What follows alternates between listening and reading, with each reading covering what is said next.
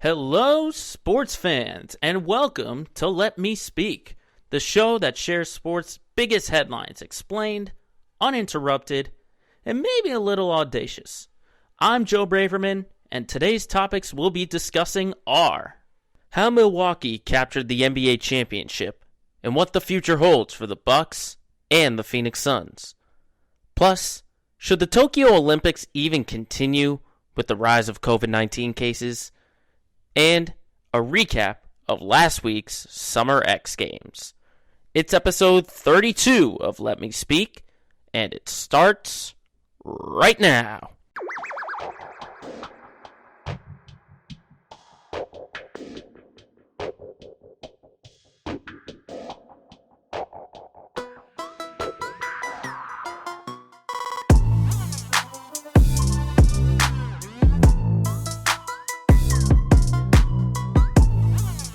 Back once again here on Thursday, July 22nd, 2021, the 32nd edition of Let Me Speak. Thank you very much once again for tuning in, whether you're on Spotify or Apple Podcasts, watching us on YouTube, wherever you are.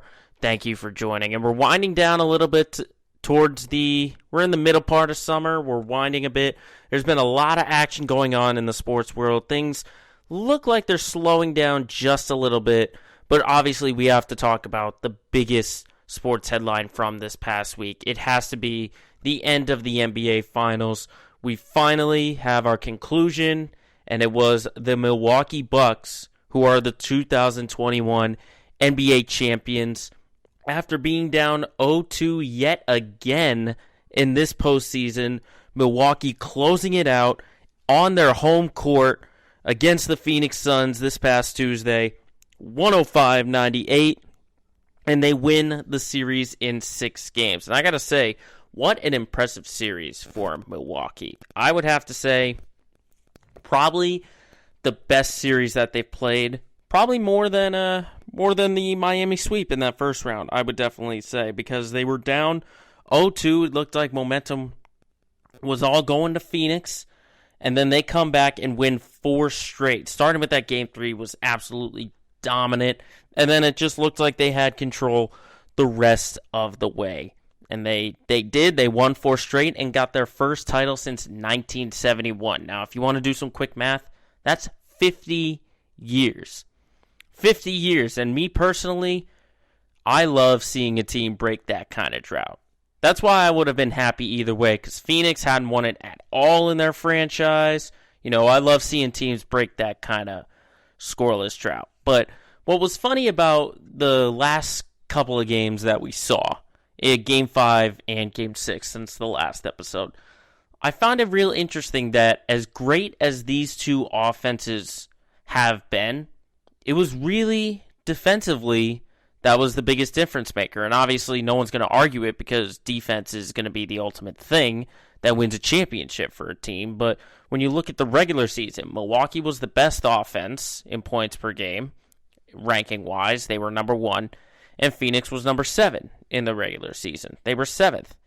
But it was just a total defensive grind, and especially in that Game 6. I mean, it was tied at 77 at halftime. Those are numbers that you get back in like the mid-2000s, something like that. I mean, in that Game 6, there were 12 total three-pointers made. Only 12 three-pointers were made between two teams. And of course, they had identical field goal percentages, with Phoenix at 44%, Milwaukee 45%. And then it was just a little bit sloppy with 34 total team turnovers between both teams. Phoenix had the +5 advantage, but still, it was just making those big plays at the end. So the turnovers were really more crucial, I would say, for the Bucks, more important than the Suns, the way they were able to force Phoenix and force Chris Paul into his hand. Remember, Chris Paul had been flawless up until Game 3, and then they changed their defensive strategy and really lock him down with Drew Holiday, making his big impact on Paul and on Devin Booker, limiting his shooting, because obviously both guys did not put up fantastic numbers like they did in Game 1 and Game 2. Obviously, Booker had the 40 points in Game 5, I believe, but it was still in a loss. He had two 40-point games, I should say, and he still lost. So I think Drew Holiday making that switch and kind of sticking with him, I mean, it was pretty clear as day after Game 1 and Game 2 that defensively, all these switchings where you have Brook Lopez on Chris Paul or you have Brook Lopez on Devin Booker clearly was not going to work. It was clearly not going to work. And so making that switch and having Drew Holiday basically lock on to either two of them, don't get in any kind of mismatch, was very important for Milwaukee. But like I said last week, heading into Game 5, the Suns just had to avoid getting in foul trouble. And, whether it was their fault or not, Milwaukee continued to drive the basket, attack DeAndre Ayton, and once again, they got him in foul trouble, which was very important in this series because, remember, no Dario Saric with that torn ACL, so there's no size behind Ayton. There's no size behind him on the bench. They tried it with Frank Kaminsky, but Kaminsky can only do so much. He's not really a physical kind of body. He's kind of, in my eyes, more for an offensive standpoint. He's there if you need your offense to pick up down low. But then they just couldn't match the toughness that PJ Tucker had, that Bobby Portis had coming off of the bench. So that second unit just didn't have the equal physical play that those two players had. And I think that will be an issue to address in the future for Phoenix. But in getting back to this game in this series, I mean, the talk has to be about the Greek Freak. Has to be about Giannis getting his first ring. And I got to tell you, I was a big fan of him before. I'm an even bigger fan now because you listen to some of his comments after the game. He's saying, I don't need a super team. When you look at this roster, it's not a super team. He does have an all-star in Chris Middleton and a former all-star, only a one-time all-star, though, in Drew Holiday. But really, just up and down the roster, there's no glitz and glamour. There's no super team you see. And, that's the way you win. And obviously it's different with this season, obviously, with COVID playing out and injuries and all that. But seeing this kind of team win a championship kind of makes me feel good. It really does make me feel good. Kind of similar to when Toronto won theirs. Yeah, they had Kawhi Leonard. Yeah, they had Kyle Lowry. But again, it wasn't a team that jumped out at you and said, oh, this is a super team. They've got superstars and all-stars aplenty. This was not the case for that Milwaukee team. They just had guys who worked well at the best time.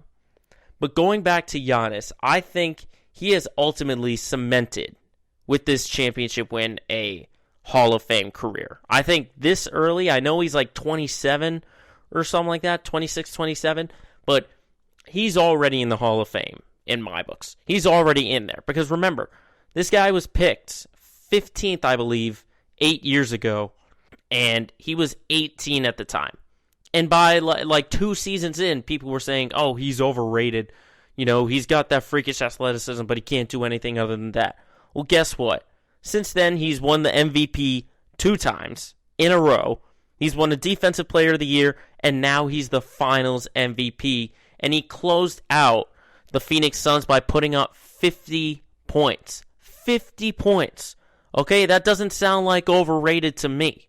That does not sound like overrated to me. That shows me superstar. Shows me superstar, shows me Hall of Famer, and I expect to see the Greek Freak in the Hall of Fame when all is said and done. I don't care what else happens in his career. If he never wins again, if he never wins another title, I don't care. He has that ring. That cemented his legacy. But going back to what he did in this series, I mean, a lot of the talk was about not letting him get those easy alley-oops, dunks, and layups and stuff like that. He headed to the free throw line, and he came up clutch, okay? And I ultimately think that him getting fouled so much was kind of helping Giannis in improving his free throw shooting. I really do think that's what happened with the Greek Freak, because, again, he got fouled so much. I mean, listen to these numbers through these 6 games in the postseason, okay? In the free throw category, 7 of 12. 11 of 18, 13 of 17, 4 of 8, 4 of 11, 17 of 19. All right, so he never missed more than 7 free throws a game. There would be games where Giannis misses about 10. So he ultimately improved, I would say, as the series went along. He got a little bit more comfortable, and it was ultimately like just taking more practice, essentially. Because, like, if you ask me, free throws alone in a gym when no one else is watching is a lot harder than multiple eyes on you. I think so, because you're all alone in your thoughts. And I think being in these kind of scenarios for Giannis really helped him out and gave him the confidence to be at the free throw line. You know, he knows his rotation. He knows his routine. He knows about the crowd noise and stuff like that. So I think it just came second nature to him, especially in that Game 6 when he only missed 2 free throws. But I mean, if you were any other team with the numbers that he was putting up before this NBA Finals, you would say, yeah, our strategy is to foul him, give him nothing easy. But it was just Giannis, again, being that superstar, being that Hall of Famer, coming up in the clutch and helping his team out. So I give all the credit in the world to this NBA Finals win to Giannis, to the Greek Freak, because he himself earned that championship, okay? He was definitely the Finals MVP. Because, I mean, he put up more than 30 points in 4 out of the 6 games, okay? Game log went like this: 20 points, 17 rebounds, 42 points, 12 rebounds, 41 and 13, 26 and 14, 32 and 9, 50 and 14, okay?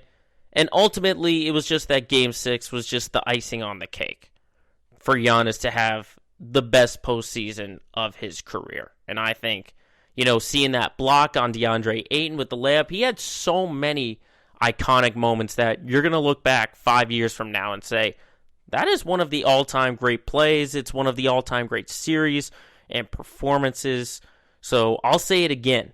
This Milwaukee team won this NBA championship because Giannis Antetokounmpo was a megastar. Not a superstar, a megastar. But, you know, people are already talking about next season, if he's going to be able to repeat. Listen, I'll just put it out there like this. That this postseason in particular was all altered because of the injuries, okay? I mentioned it many weeks ago about how many injuries there were in this postseason, okay? The Lakers weren't the same. The Warriors weren't the same. The Clippers weren't the same. There were so many teams that had injury problems that really, I think, paved the way for Milwaukee to get this far. Now, I think Milwaukee's still going to be a great team, regardless of what happens, because they only have a handful of free agents. I think their biggest free agents have to be like PJ Tucker and Bobby Portis. That might be like the biggest ones off the top of my head. But to me, they're still the second best team in the East. If we have a full, healthy 30 teams in the NBA, a healthy 15 teams in the NBA, from what the rosters have been like, I think they're still behind Brooklyn. They're still the second best team in the East. Maybe, I think, because of the drama with Ben Simmons and the 76ers, that's why I'd put them ahead of them. I think Philadelphia is like third.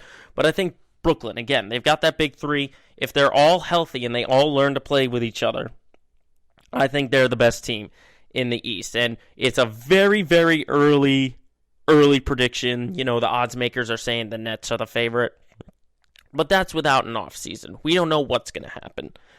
And we obviously don't know what's going to happen with Chris Paul and Phoenix. Because I think regardless of whether Chris Paul stays or not, they should still be a playoff team. They should still be a playoff team. You know, number 2 seed, that might be a little bit of a stretch. Because I think they got that way because CP3 was on there. But you have to remember, the biggest question right now, I would say, is a $44 million player option for Chris Paul. That's the $44 million question, okay? Because I think if he opts out, he's not going to get that type of money elsewhere. Because you have to think of who else is out there. Does he maybe want to join the Lakers and join his friend LeBron James to have a better shot at getting a finals championship? Does he want to join a big market in the New York Knicks, who do have the cap space and are looking for a point guard? Or does he take that option or in any way, shape, or form re-sign with the Phoenix Suns? It's going to be really interesting to see because Chris Paul, he's already said he's not retiring, not by a long shot, and I didn't expect him to retire either. So it's going to be very, very interesting to see what the future holds for Chris Paul, because I think he's got about 2 or 3 years left before he's kind of out of his prime. But if he really wants to go ring chasing, then he might leave the Phoenix Suns and maybe go to a big team like the Lakers. But again, this segment is all about the Milwaukee Bucks, and congratulations to the city of Milwaukee for witnessing their Bucks win the championship for the first time in half a century. Congrats, Milwaukee.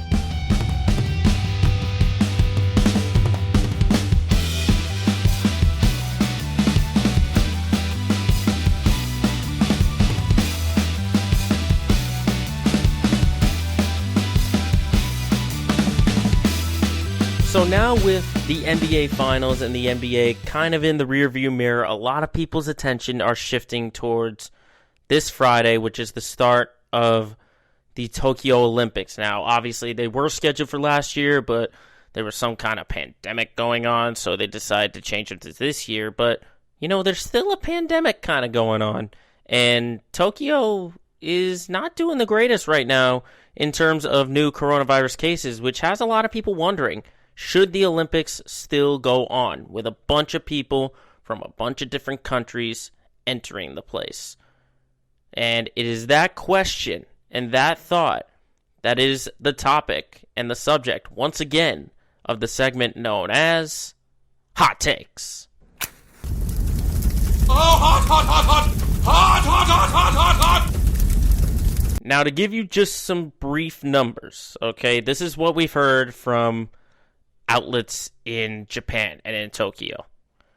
So far, in terms of COVID-19 cases connected to the Olympics, as of, I believe it was 2 or 3 days ago, there were 71 COVID-19 cases, and there are more coming on the way with the opening ceremonies taking place on Friday.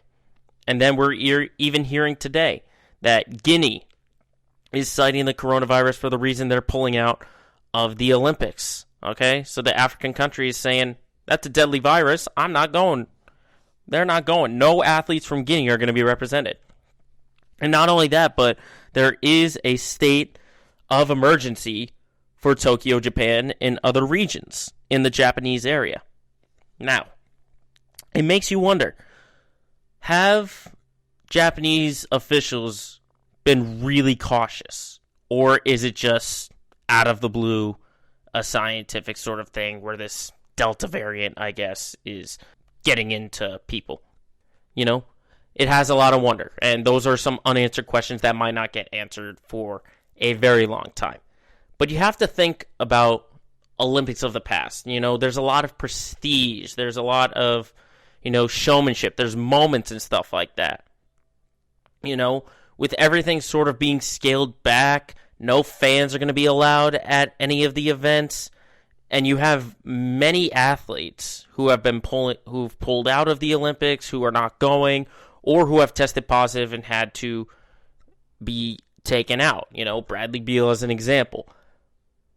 This is just, it doesn't have the feel of a regular Olympics, and obviously it's not a regular Olympics. You have to go back to, I believe it was Sochi in 2018 to get a real feel of what the Olympics were last like. Because this is something that goes back hundreds and hundreds of years. It's a time-honored tradition.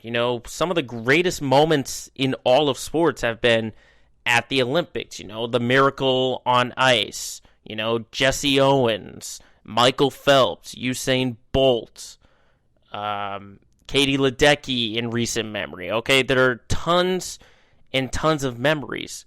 But if you're not getting the feel that this Olympics isn't what it is in the past, then why even bother? Okay, if it was me and I had the chance to go to the Olympics, I would say no. I'm never going to get to the Olympics, but even if I was given the chance, I wouldn't even sniff out the fact, regardless of whatever kind of health protocols, safety protocols that they had, I just wouldn't get the feel. I understand you're going to another part of the country, you're going to meet some international people and stuff like that, but this just doesn't have the feel. I want to go, if I were to go to the Olympics, I would want to get the full experience. I would want to be part of the opening ceremonies with, master presentations and the lighting of the torch and playing in games with international fans screaming for their favorite country. You're not getting that at this Olympics. And I understand it's for financial reasons that the Olympics still have to go on because Tokyo invested so much into hosting these Olympics to start, getting an Olympic village, getting the arenas and swimming pools, tracks, stuff like that. They shelled out a lot, and if they have to postpone it yet again, then that's going to put them really in a financial hole if you're speaking from an economic standpoint. So you kind of understand why, regardless of if people think they shouldn't go on, unless it gets really, really, really bad, then the Olympics are going to continue. But at least for me, I think the Olympics just shouldn't happen. You got to wait for the full pageantry, like you've seen in many years past. You see all the countries waving to their fans who have flown in from various countries, It's a very special thing. It's a very special thing to have the Olympics go on. And if any part of that is limited, then you just sort of, it's taken away. And it just doesn't feel the same. So I just don't get why the Olympics would go on. And, it's not just the prestige and all that, but you have to talk about the safety part of it too. It's a state of emergency. There's a state of emergency, and they're still going through with the Tokyo Olympics because you've got this village that people from all around the world, you don't know what their situation is like. Every country is different. You have the United States, you have Europe, you have, South America, South Africa, and stuff like that. You don't know what their situations are like. You don't know if they're better or worse. So do you take that chance and have them all sequestered in this Olympic village, playing against each other, and possibly increasing the risk not only for the country of Japan, but maybe the entire world? That's the thing you really have to think about. Are you going to be endangering more athletes to this coronavirus if you continue with these Olympics? It's really the biggest question. And obviously, with the ceremonies taking place, the opening ceremony is taking place tomorrow, it seems kind of late to, back off from these Olympics and say, oh, this is a danger. We should probably not do this. They're already sold on it. They're flying people out to Tokyo. Many athletes are still already there. They're already practicing, and there are even some events going on. You saw women's softball and water handball or something like that, which, by the way, some events there are kind of ridiculous. But just from my personal standpoint, these Olympics shouldn't have even happened because the minute they said that no fans were going to be there, the prestige was gone. Absolutely gone. And I understand because it's a health and safety kind of thing. But because the pageantry of Olympics in the past is not going to be present at this Olympics, then it seems kind of pointless if I was an athlete and I was asked to go to the Olympics. It seems kind of pointless because I want the full experience of being an athlete in the Olympics. But, Tokyo officials, they're pressing on. They're going to say the Olympics are still going to happen, and we'll have to see what happens with these Olympic teams if we get more COVID cases or if they finally settle down.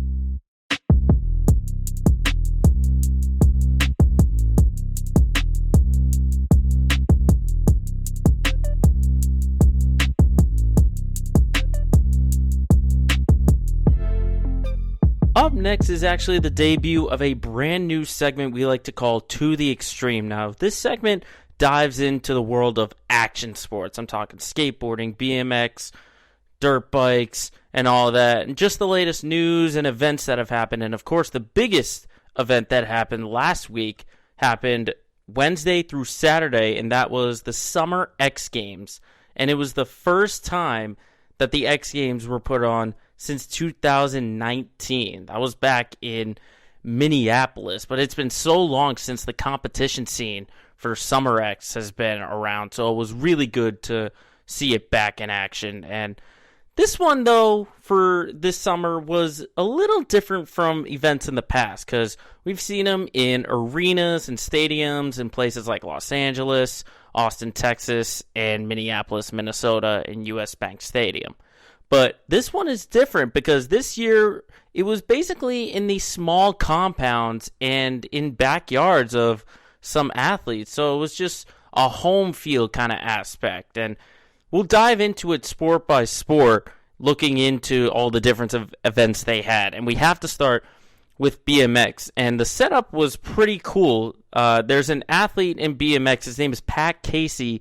And he's got a backyard called the Dream Yard, which he decided to construct the dirt course and the park course all in his backyard. Literally, you step out the back door on the porch, poof, there's a giant courses there. And the events were pretty cool to watch in these kind of scenes and scenarios. Starting it off was BMX Dirt, and I gotta say, it was a little bit less than spectacular, just based on the fact because the course was a lot slower and tighter than course of the past. You know, you'd see bigger jumps with a lot more space in between them to get your speed and stuff like that. But with this dirt course, it was slow, it was tight, couldn't get as much air as you wanted to, so not a lot of big tricks. It was just 2 jumps to start, and then a couple of hip jumps, and then just 3 big ones, which are your finish, basically. But, of course, Pat Casey wins this. He wins it because it's in his backyard. He knows the course the most. He knows what tricks can go down on this one. And also, it was the first event of the day. So, of course, he would be able to take the gold medal because he has a home advantage. Literally, a literal home advantage. But the event after that was Dirt Best Trick, which basically all you gotta do is hit your best trick on whatever kind of jump you want. And I think that Andy Buckworth deserved that Dirt Best Trick gold medal the most with his no-handed double backflip, okay? Keep in mind that the double backflip's only been around since the late 90s, and not a lot of guys are doing it, but a lot of riders say that Buckworth is the best at the double backflip, and then throwing out the no-hander in the middle of that too was amazing. So he definitely deserved to get that gold medal. And then they shifted after the dirt event. They went to the park course, and this one just felt flowy, a lot of course. And it was different because normally on the park course you have to share it with the skateboarders, but that was not the case for this park event.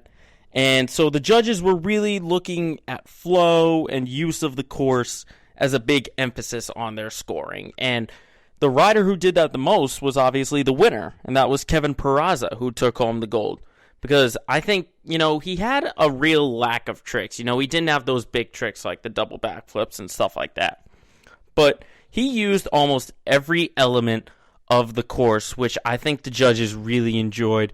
He was flowing, he got some big airs. I think that was the reason why Peraza was able to take home the gold medal. But I will say, he didn't have a 540 to fakie like Pat Casey did to take the silver medal, or the 540 flare like Mike Varga did to take home the bronze medal. But if Daniel Sandoval, if he had completed a full run, he would have taken that competition by storm. I mean, he rode the entire day in a Michael Jordan jersey. Well, I'll tell you what, if Michael Jordan was riding BMX, that's what he would look like. Pulling off the double decade, which is basically you spin around with your bars 2 times, which no one has ever done. And Sandoval just couldn't piece a full run together after that. He had a crash or a slip up. So Sandoval's got to be kicking himself a little bit for crashing like that. But then afterwards, it was Park Best Trick. And I got to tell you, that was very fun to watch. That was very fun to watch. A lot of big tricks, a lot of bangers. You had Jay Tui throwing his bike forward all by itself, called the nothing front bike flip. You have Jeremy Mallet, who had a 540 double tail whip to bar spin, which means you're spinning 540 degrees, throwing the frame of the bike around twice, and then after that, throwing the bars around once. And then you have Ryan Williams, which, fun fact, Ryan Williams is actually a professional scooter rider, and then he started taking up BMX only a few years ago, and he's already got himself a few gold medals during the Big Air Mega Ramp competitions at X Games. But this was his first time in a non-Big Air competition, and he just comes out firing with a 360 double backflip known as the Aussie Roll.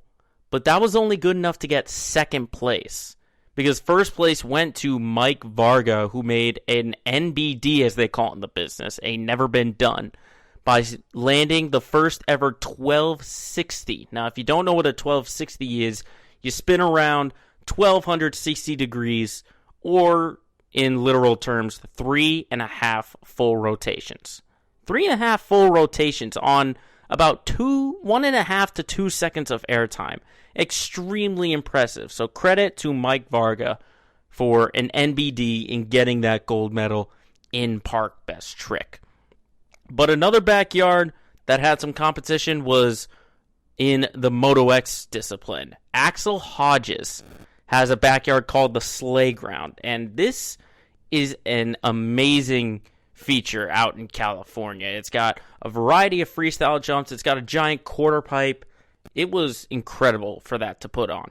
And the first event was the Moto X Freestyle. And I gotta say, this course was a lot more open than you normally see in other courses, because normally it's just a jump, you circle around to another jump, and so on, kind of like a NASCAR track, something like that. But this was a lot more open. It had a lot more varieties of jumps, a lot more options, where really kind of similar to BMX Park, where you have flow and use of the course is extremely beneficiary to getting a gold medal run.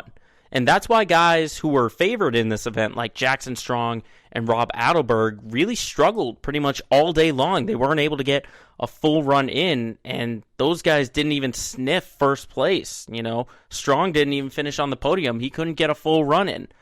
But the two guys who really were going back and forth were Luke Ackerman and Josh Sheehan. Now, they had some very similar runs. I mean, they both unleashed the flare off the quarter pipe, which is a backflip 180.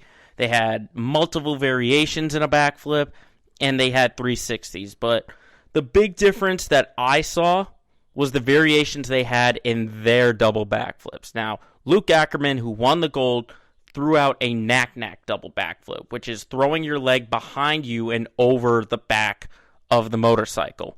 Versus Josh Sheehan, who took the silver medal, he only did a one-handed double backflip. So he just took one hand off while flipping around twice. So I think that was ultimately the big difference, was just putting in that slight variation. One was better than the other, and that earned Luke Ackerman his first ever X Games gold medal. But then right after that, they had the Moto X Best Whip competition, and I gotta say, there was a little bit of highway robbery. You got Genki Watanabe, who had the best whip. He basically turned his bike, and he was facing backwards, but he only got second. He got the silver.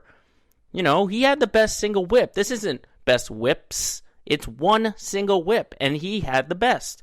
But for some reason, the judges liked Tom Parsons all that variety to take home the gold medal. So, a little scratch in my head at that one.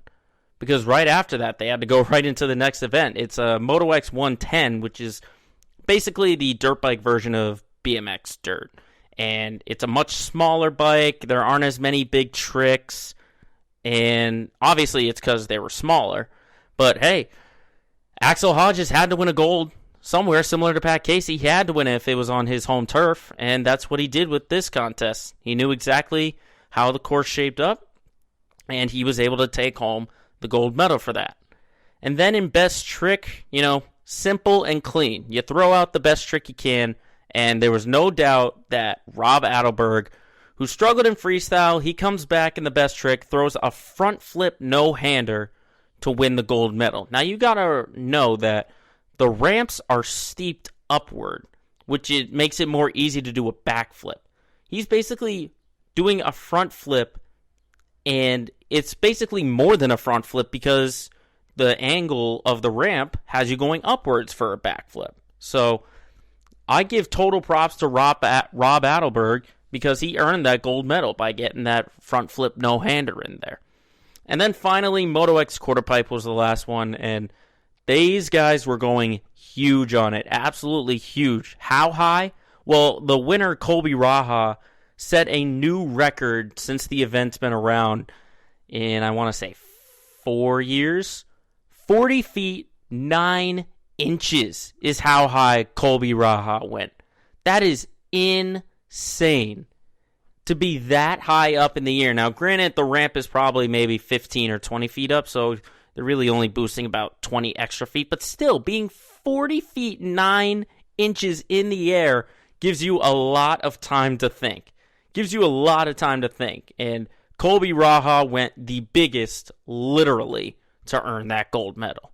Now, the biggest headlines, though, and the highlights came in the skateboarding discipline. They were held at the California Training Facility, which is a very popular spot for a lot of skateboarders to get ready for competitions like this.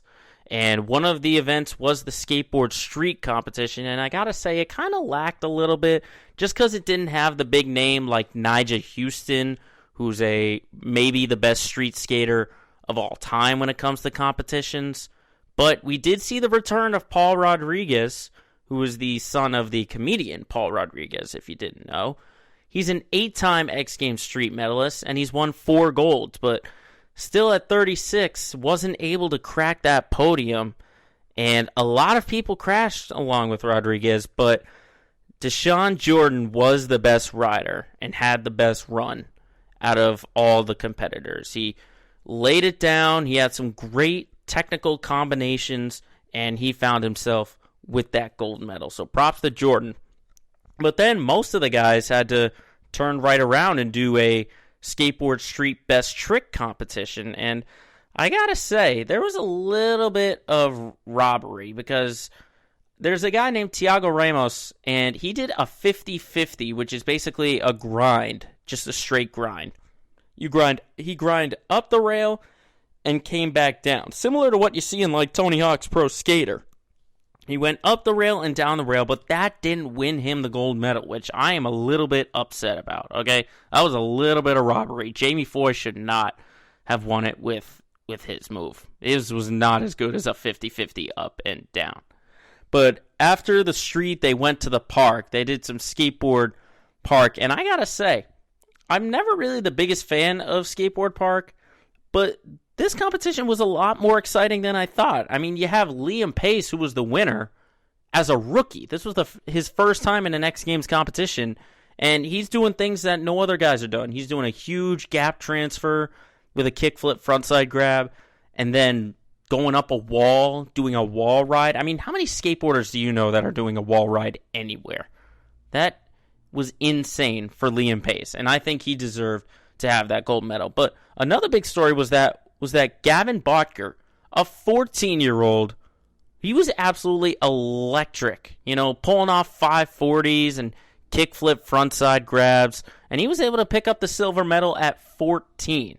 Just imagine what happens when this guy gets a little bit older and he gets a little more strength behind him. He's going to be rocking all around the park course, and I expect him to get a gold medal before all is said and done in his skateboarding career. But I gotta say, the women were just as strong as the men in their park and street competitions. I mean, in the street competition, you had Leticia Buffoni from Brazil. I mean, she was predicted, a lot of people saying, to win that event, and she clearly did. On her last run, she pulled together a run, and she was able to win a now record 5th street gold medal. That's the most among women in that discipline. And then in the park, Sky Brown, a young 13-year-old, might be the best women's skater on the planet right now. on the planet right now. At 13 years old, she's getting the height. She's getting the pop. She's nailing 540s on small transitions where she's only getting about a second and a half of airtime or even a second. And she's nailing 540s. Like, she's 13 years old, and she might be the best women's skater on the planet. I mean, total props to Sky Brown. But in the world of skateboarding, the headlines came from Skateboard Vert and Skateboard Vert Best Trick. Now, Vert has kind of been dying out a little bit, but it's coming back a little bit, especially in these competitions right here. I mean, the Vert competition was pretty good. I mean, you had Jimmy Wilkins and Elliott Sloan going back and forth, having a great battle. Sloan had a big 720, and Wilkins with an Ollie 540, which means you're spinning a half without grabbing your board at all, so you're just letting gravity do the work. And it was that trick, I think, that led Wilkins to get that gold medal. I gotta say, Jimmy Wilkins put on a great show to win that competition. But of course, the entire sports world couldn't stop talking about the return in Skateboard Vert Best Trick about 53-year-old Tony Hawk returning to competition for the first time since 2003. I mean, keep that in mind. This is like Michael Jordan coming out of retirement to compete in the 2021 Slam Dunk Contest, okay? Or this is like Jack Nicklaus coming out of retirement and entering the Masters, you know? Just think of the greatest athlete in whatever sport returning for a small event like an All-Star game or a home run derby or something like that.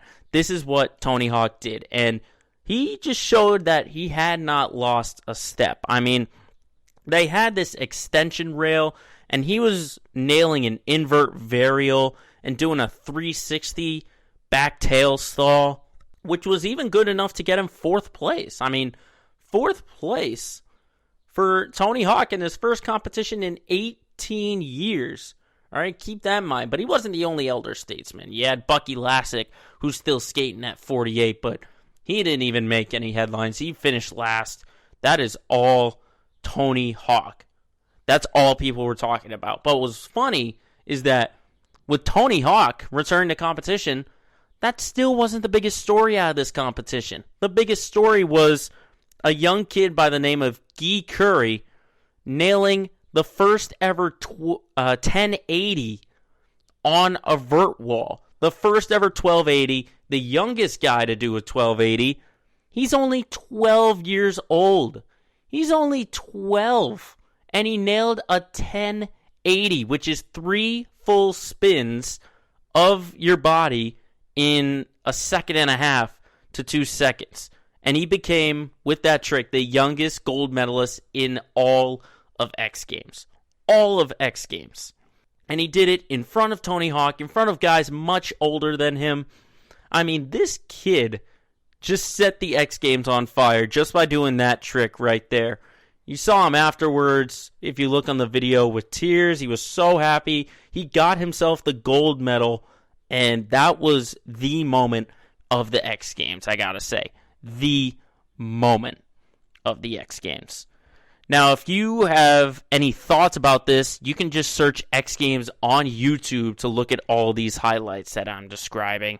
And just know for a fact that the return to the competition scene for the Summer X Games was, to me, an absolute thrill to welcome back.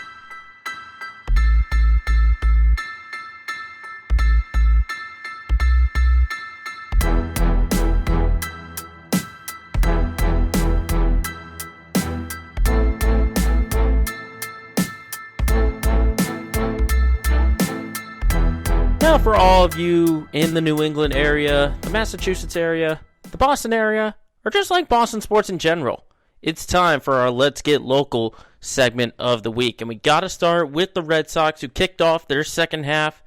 They had a 3-game set, supposed to be a 4-game set. Obviously, the Yankees have their COVID issues in the Bronx.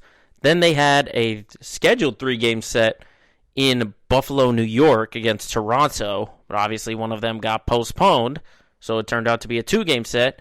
And now tonight kicks off a 4-game set at Fenway once again against the New York Yankees. Now, I got to tell you, I liked what the offense did in Toronto, but I was not a big fan of what happened in New York. Definitely not. Because this New York team is sub-average. It's sub-average. Their pitching is terrible. I mean, outside of Garrett Cole, was horrible. Absolutely horrible, okay? Garrett Cole is the only pitcher they got. And I was kind of expecting at least 2 out of 3. But when you have a guy like Jameson Taillon holding you to 1 run for the kind of offense that you have, that's sad. That's sad. Because I kind of throw that Saturday game out the window because, A, the conditions were horrible. B, Garrett Cole was on the mound. C, it got called after 6 innings. And also you had the Alex Verdugo incident where the fan threw the baseball at him. So I kind of take that out of there. I just look at that Sunday game and I see a poor performance. And I understand you're going to get that once in a while. But to see it 9-1 when you really could have just put away the Yankees for the entire season. You know, you put them at like 500 or something like that. That would have been ideal. But that was not the case, and you kind of kept them going. But, you know, it was a good bounce back against Toronto, especially to see the pitching kind of the way it was. I mean, 13-4 and then 7-4. I mean, 8 runs over 2 games. That's okay. It's okay, especially when you have guys like Garrett Richards on the mound. I mean, the fact that he was only holding them to like 2 runs was pretty good for Garrett Richards, for a guy who has struggled since they took away the sticky stuff. I mean, Richards was able to go 5 2/3. All 4 runs were earned, 5 Ks and a walk, you know, and then you just turn it to the bullpen, which is okay. That was okay. You know, it's not ideal, but I mean, the fact that you got the win out of that, I mean, you had Martinez and Renfroe going back-to-back was great. Was great to see. And especially it was good to see Jarren Duran, you know, get that first hit, get that first home run. It's still pretty early to make assumptions about him, whether he's going to be that vital piece or not. That's still up in the air. That's still up in the air, but again, I'll stick with the same thing I've been going for all year long, is that the pitching rotation is going to be the biggest question, okay? It's going to be the biggest question for this team. And I think for next week's trade deadline, the biggest thing that they have to do, you know, it's going to be different because you have Chris Sale coming back. That's like a boost right there. So maybe you don't need a big starting rotation guy. If anything, I think probably either Perez or Richards is going to get bumped out if Sale returns to their starting rotation. You know, it's going to be, and then you're going to get Tanner Houck in there. So maybe if you're going to get you have to get at least a pitcher. You have to get either a bullpen arm or a starting rotation guy. I would love to see a starting pitcher over a bullpen guy. That's the biggest thing. And then a lot of people are talking about the first base situation. Obviously, Bobby Dahlbeck is struggling, but he's still young. And then Christian Arroyo, who has his injuries over this past season. But I think first base is totally fine. I think there's no real reason to panic and make a big move. I mean, if you look at offensively the biggest hole, if the only hole you have offensively is at first base, then that's fine. I don't think there's a reason to overreact, because I think this team has a lot of depth when it comes to offense. I mean, you got a utility guy in Danny Santana. You got Christian Arroyo. You got Marwin Gonzalez when he comes back from the IL. I think this team is okay. Maybe they make a small trade, possibly for like a prospect or something like that. But I think a starting rotation or a bullpen is number one priority for this Red Sox team heading up to the trade deadline. That's going to be really what I'm expecting out of this Sox team. But, you know, who knows what Chaim Bloom's going to be able to do. I mean, he was in the front office for Tampa, which is a small market team. Now you got a big market team for Boston where, you know, people are kind of expecting those big moves. You know, Chaim Bloom has basically gone under the philosophy of doing a lot of in-house stuff. You know, what is he able to do? Is he going to be committed to make that big move? And I think he will. I think he understands that this Sox team has the potential to go a long way. just the potential. And I think maybe one move, nothing where you're giving up, your whole farm system, basically going all out, basically. But just a small move where you still kind of have your future out there and you've got your present as well. So I'll be very curious to hear about the news and the rumors upcoming, because we're hearing some names like Craig Kimbrell, Anthony Rizzo, Chris Bryant from the Cubs. We're hearing about Starling Marte from the Marlins. I mean, there are a lot of names that are going to start popping out, and you have to think that there's got to be that one player where once it comes out that they're expected to be traded, that Boston would have to pounce right on it and get right on him. But who knows? I mean, every trade deadline is so unpredictable. You never know where players are going to get traded to. But sticking with the Red Sox, though, obviously the big news is the return of Chris Sale. I mean, he looked great in his rehab assignment for the Portland Sea Dogs AA. I mean, I want to get the numbers right, so I'm just going to pull this up real quick. 3 2/3 inning, no hits, walked 1, and struck out 6. I mean, that's good. And, we heard reports that he was hitting 97, 98. I think it's kind of tough to tell because Sale, this is a AA team, and that's Chris Sale. That's Chris Sale. So, really, the biggest thing you have to see for Sale is once he gets to AAA, and then he finally gets to the majors and he plays a game. You're not going to rush him into things. You're not going to, if he's throwing no-hit innings, you got to maybe limit him to 5 or 6 innings just to keep him going, because you don't know what it's going to be like the day after, if his arm is going to be sore, after these every 5 days, et cetera, kind of thing. What is Chris Sale going to feel after these rehab starts? That's the biggest question mark that the Sox are going to have to answer once he is ready to return. But I'm getting excited to see Chris Sale back. Is he going to be the ultimate savior? No, but he's going to make that pitching rotation better. He's already going to make it better.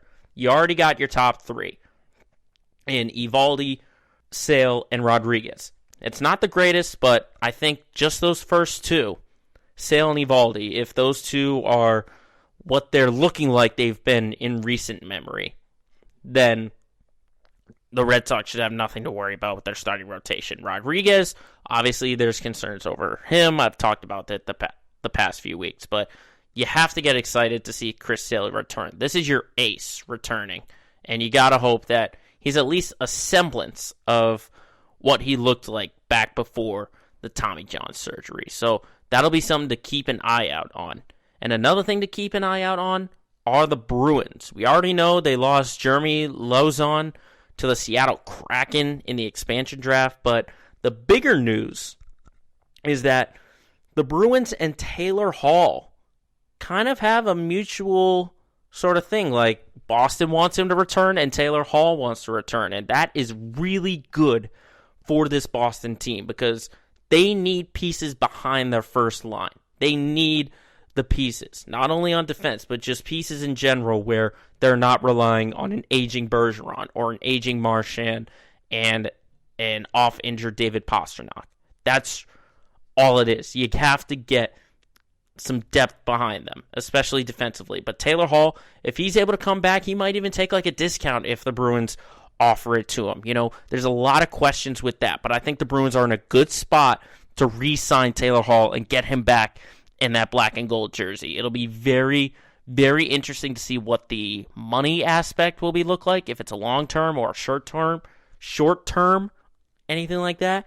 But I think it's good news for Bruins and good news for Bruins fans to see Taylor Hall and the Bruins sort of are at that mutual point where both sides want to see Taylor Hall back in a Bruins jersey.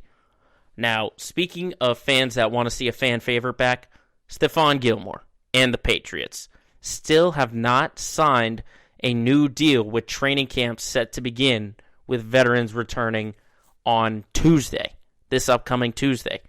And we've heard reports that Gilmore's side is willing to either take a pay raise for a year or get a long-term extension. I mean, this is a win-win. It's a win-win for the Patriots. I mean, who else do you have as corners? J.C. Jackson? Like, outside of him, who else do you have? There's not much else there, so you have to re-sign Gilmore. You have to give him what he wants to avoid any kind of holdout. And I think Gilmore is the guy. He's kind of said, like, once I get to training camp, then we'll really work things out.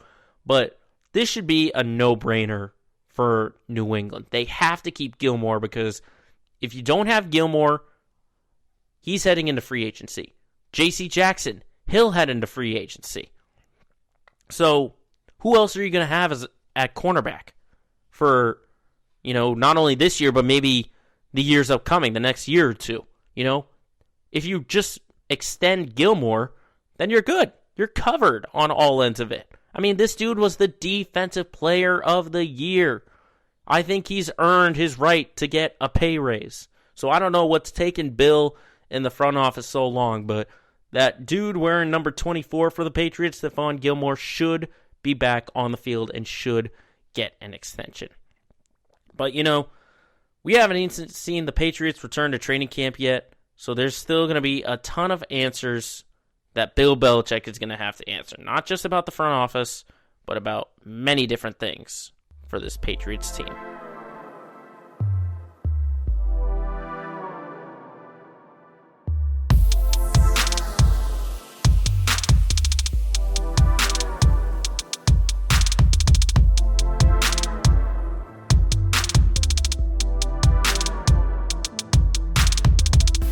Now, finally, to wrap up our show, as always, we look at our LOL moment of the week. And I got to tell you, I had my mind set on one earlier this week. It was going to be John Lester hitting a 400-foot home run. I mean, you got to keep this in mind.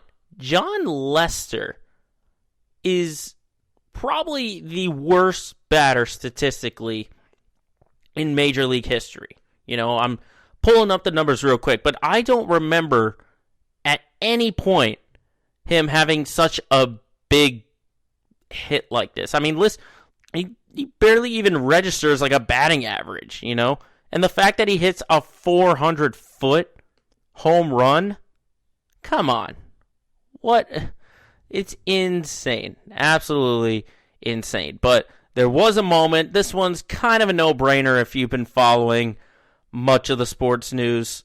This week's LOL moment of the week is going to Giannis Antetokounmpo. Now, let me just point this out. Who doesn't want to be Giannis right now? The dude is living out his dream to win his first NBA Finals, and he's just going nuts. But the moment that turns him into this week's LOL moment, if you haven't seen it already, it's him driving up to a Chick-fil-A in Milwaukee on Instagram Live, and he asks for 50, exactly 50 chicken nuggets. I forget exactly what the item name was called, but he wants exactly 59. You can hear it on the video. Not 51, not 49, 50. He wants 50 nuggets on the dot. And, I mean, like I said, who doesn't want to be Giannis right now? Who doesn't want to be Giannis Antetokounmpo? He goes on Instagram Live. He's driving in his car. He's got both the NBA Final trophy and the Finals MVP trophy. He's got the Larry O'Brien and the Bill Russell just hanging out with him. And he's just casually driving up to a Chick-fil-A. And I thought it was so funny. He was getting his order curbside. And the woman who was taking his order, like, he was on Instagram Live. He was saying, like, you're... thousands of people, hundreds of thousands of people are watching you. And she's like, oh, really? Okay.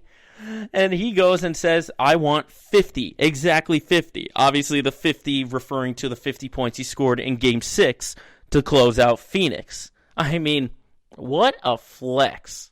What an absolute flex by the Greek Freak. But hey, if you won your first championship, you'd want to do stuff like that too.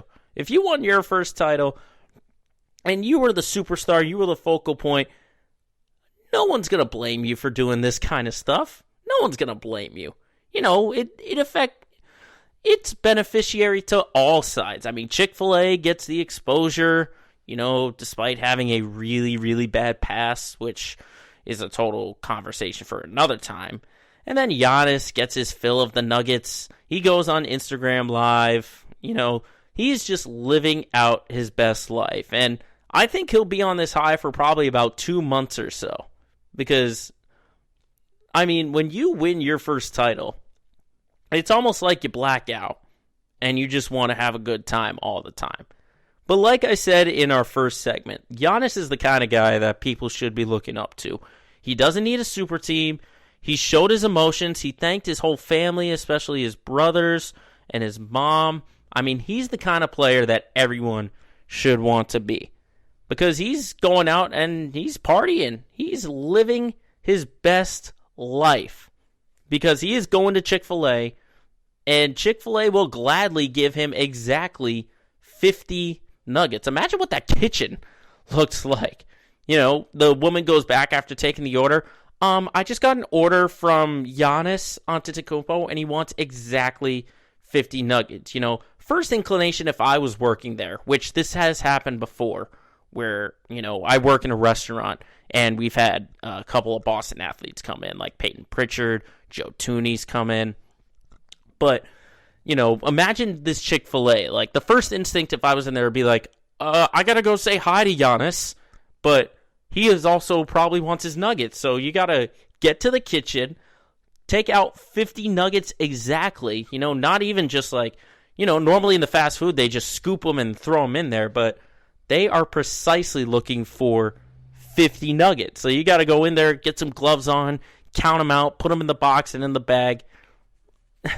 Just an absolute fun scenario. Milwaukee, Wisconsin is going to be lit for the next couple of weeks. First title in 50 years. The Brewers aren't doing too hot. And then obviously they got their rival in Green Bay.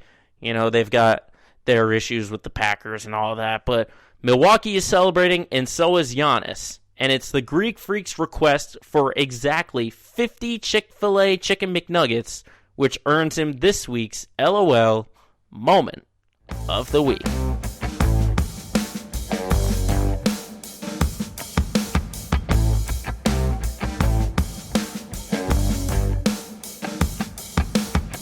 So that will do it for this edition of Let Me Speak. Thank you very much for watching and for listening. Make sure you're dropping those likes, those comments, and make sure to follow us on Twitter, Instagram, and Facebook. Just search Let Me Speak Podcast. And remember, as always, if you've got a point you got to get across, just tell the whole world, shut up and let me speak.